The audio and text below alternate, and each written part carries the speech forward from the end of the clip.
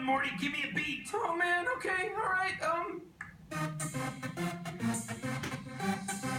Oh yeah, you gotta get swifty. You gotta get swifty in here. It's time to get swifty. It's also time to get woke. Extremely, extremely woke. So, I'm going to talk you through what we learned about Macbeth in Act 1, Scene 2. So, let me illuminate this subject for you. We see Macbeth kill the rebel, MacDonald, and he kills him by cutting through the nave to the chaps. He unseams him from the nave to the chap. That's the quote. What this really means that is in one powerful, masculine, bold stroke, he killed an enemy, a traitor of the king. And he seemed to be brave, extremely brave, for doing this in battle. And look at those pair of mutton chops there, delectable. Right, moving on from that, why did he do that? It's because he was loyal, extremely loyal to King Duncan. And King Duncan is extremely pleased with Macbeth for his loyalty. And let me elaborate.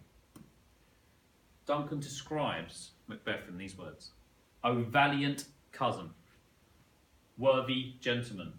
Note the exclamation marks. They're not just used for dramatic effect on Snapchat. You can actually use them in purposes of literature.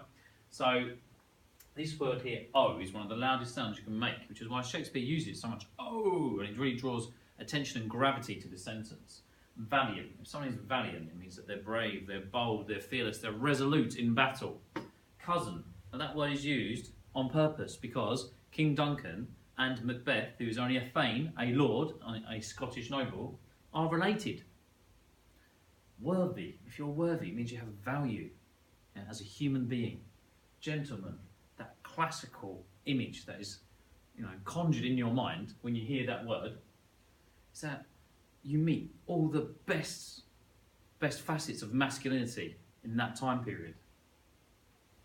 But fundamentally, there's a caveat here. There's a but. And the but is this. Even at the beginning of the play, when he is, quote-unquote, a good, moral, loyal subject to King Duncan, he's still a man of blood. And this takes us full circle. So later in the play, when Macbeth becomes more macabre, more manipulative, more Machiavellian, when he takes on those negative facets, when he's driven by ambition from the supernatural witches, which impose that seed, that nugget of ambition into his mind, even then, we see that Macbeth becomes more bloodthirsty, becomes more Machiavellian, he becomes more evil, becomes more aggressive, and he starts to show less care, particularly for women and children who he has murdered, particularly Macduff's children. So from the very beginning of the play, I know I'm rambling a little bit, but from the very, very beginning of this play, you see even when he's a good, quote-unquote, good character, he's still a man of blood.